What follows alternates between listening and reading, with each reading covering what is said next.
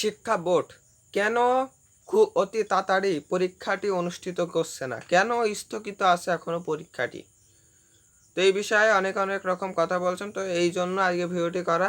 আউযুবিল্লাহি মিনাশ শাইতানির রাজিম। বিসমিল্লাহির রহমানির রহিম। মহান তাআলার নামে শুরু করছি এবং 5 মিনিট ক্লাসের পক্ষ থেকে সবাইকে আন্তরিক শুভেচ্ছা এবং অভিনন্দন। তো আমি প্রথমত বলে দেই, আমি কিছু ভিডিও ছাড়ি যেগুলো হচ্ছে যে ক্যামেরার সামনে আসি না, এবং কিছু ভিডিও আছে যেগুলো ক্যামেরায় আসি।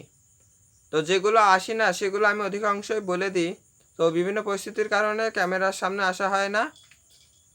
তো সেগুলো ভয়েসের মাধ্যমেই দিয়ে দেওয়া হয়। তো সেই ভিডিওগুলো যেগুলো আমরা ক্যামেরার সামনে আসবো না, সেই ভিডিওগুলো আপনারা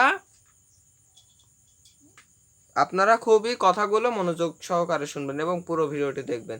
তো আজকের এই বিষয়টি হচ্ছে, কেন এত এখন স্থগিত করে রেখেছে অতি তাড়াতাড়ি, কেন পরীক্ষাটি অনুষ্ঠিত করছে না? যদি এখন আমাদের কোঠা আন্দোলনের কারণে দেশে অনেক সমস্যা এবং বিভিন্ন জেলায় বিভিন্ন রাস্তাঘাট, চলাচল, হাসপাতাল, পুলিশের এরিয়া বা বিডিআর ক্যাম্প যেখানেই হোক বিভিন্ন ধরনের ক্ষতির সম্মুখীন হয়েছে তারা।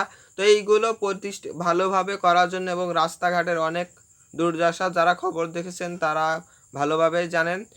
তো এই কারণে, এবং এই একটি কারণ, আর একটি হচ্ছে যে এখনও নোটিশ প্রকাশ হয়নি, এখনও স্থগিত আছে পরীক্ষাটি। যখন পরীক্ষাটি আরেকটি কারণেই হচ্ছে আপনাদের পরীক্ষাটি অনুষ্ঠিত করছে না, সেটা হচ্ছে নেটওয়ার্ক।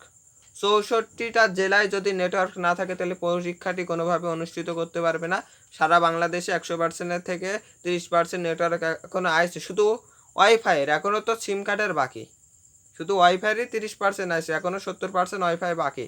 এবং 30% নেটওয়ার্ক নাও আসলে আপনার কোনোভাবে পরীক্ষাটি অনুষ্ঠিত করতে পারবে না তারা।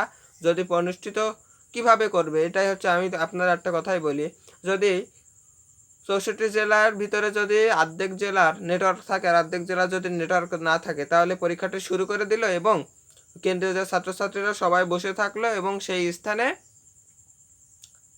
বসে থাকলো, কিন্তু পরীক্ষাটা দিতে পারলো না। যদি প্রশ্নেও তারা বের না করতে পারে তাহলে পরীক্ষাটি অনুষ্ঠিত হবে কিভাবে? সেজন্য নেটওয়ার্ক খুবই গুরুত্বপূর্ণ।